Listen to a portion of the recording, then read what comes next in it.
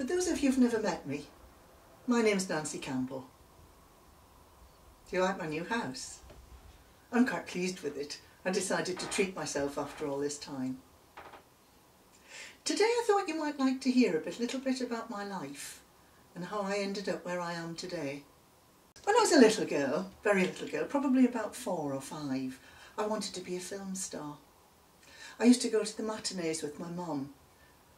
I think the reason she went to the matinees was because she didn't want my dad to know what we were doing. Anyway, my mum liked a romance. She loved a romance. And of course the heroine was always pretty, well, often beautiful of course, and very glamorous. She might not have been at the beginning, but by the time the final credits rolled, she was beautiful and she was glamorous and she'd got the chap. And I wanted to be glamorous as well. I used to go into my mum's bedroom and try on her pretty clothes. I used to parade up and down. I thought I looked super. My mum didn't approve. She said if ever I ended up as an actress, I'd be far better on the radio. She also said I was very plain, which was a bit hurtful, I've got to say. In fact, she said I was so plain that she began to wonder why I was her daughter. When I was about 7, I fell in love with a pit pony. He was called Charlie, and he was retired in a field next to where we lived. Oh, I loved Charlie. He was super. I used to go across and feed him apples and carrots and rub his head and make a fuss of him. Anyway, I decided that it would be rather nice if we adopted him. So I asked my mother. She didn't approve. She said we didn't have enough money to keep body and soul together, and we certainly couldn't afford money for some clapped out old nag. Anyway, when I persisted, she said that it was pointless anyway, because the owner had sold him to the knacker's yard.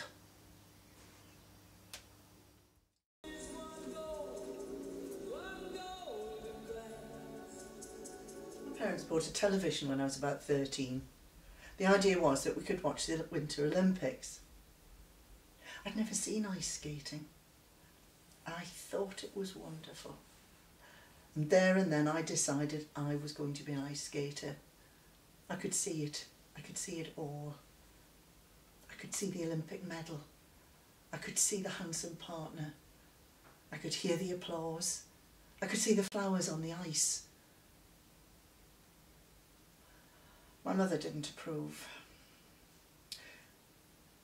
She said there was no way that I could ever be an ice skater. First of all, I couldn't fit into one of those little skimpy costumes because I was too fat. And secondly, she said I had no sense of balance, and what would probably happen would be that I'd fall over, I'd bring my partner with me and probably chop my fingers off while I was at it. And I was 16, and my mother sent me to secretarial college. She said that it would be a good idea for me to get some qualifications so that I could get a job and that I could always support myself, and that I wouldn't have to rely on a man to keep me as she'd had to do all her life. Actually, I quite enjoyed college and I got the exams. I didn't do too badly at all. And I got a good job when I left. And it was smashing because I was able to buy my own clothes. I had a new set of friends. It was really very good. But my mother didn't approve.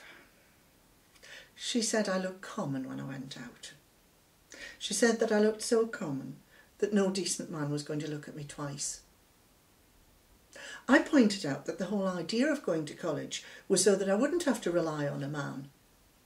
She said I'd misunderstood her. In fact, she said I'd misunderstood her so well that I was guilty of impertinence, and she gave me a thick ear for my trouble. I drew up a list of all the things that I wanted to do that would alter my life, that would set it on a new track. My mother didn't approve of any of them. Of course, I shouldn't have shown her the list in the first place, should I? Anyway, the first thing I fancied doing was to travel and to help the needy. My mother said that that was ridiculous, that I had no sense of direction, that I would probably get lost in the jungle and probably die of some horrible disease. She furthermore said that if I did that, then she was left with a problem, because she wouldn't have anybody to leave her best china to. And she certainly wasn't going to leave it to my cousin, because my cousin was clumsy and would probably break the whole service within a week. The next thing I fancied doing, I fancied being a teacher. My mother said that I'd be no good at school, I didn't like children, and the thought of my being in charge of young minds was too horrible to think about. My third choice was to be a nurse. Again, I thought it was a fairly worthwhile thing to do. But of course, Mother had her 5 worth. Couldn't possibly be a nurse. Nurses were hussies in uniform, and I was no good with the sick, and really, it was a whole pointless thing to think of anyway.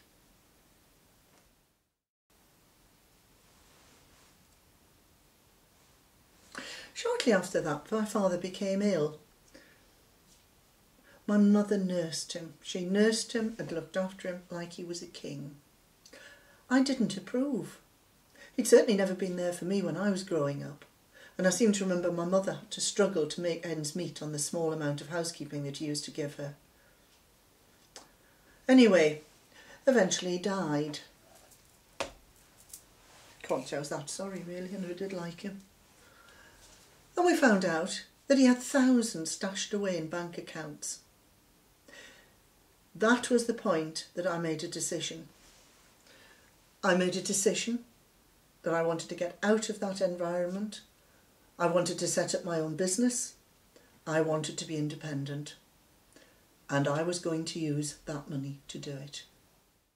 It was very hard work at first. Customer services is a very hard area to get into. But I found I had a talent. I was good at it. And I very soon had a very, very steady customer base. I had to employ girls to work for me. My reputation spread. I had a national reputation. And when I retired, I had an international reputation. I had customers, politicians, industrialists, minor royalty, 1 or 2 pop stars as well, surprisingly. My mother said I would never be glamorous. She was wrong. In my business, I had to dress well, extremely well, and believe me, I was glamorous. I might not have been pretty, but I had it in the clothes. As time went on, I had money. I had money to do what I wanted. I bought a horse. That's no pit pony. I don't ride competitively anymore. I'm getting a little bit old for that. I learned to ice skate. I've got to admit I was never up to Olympic standards.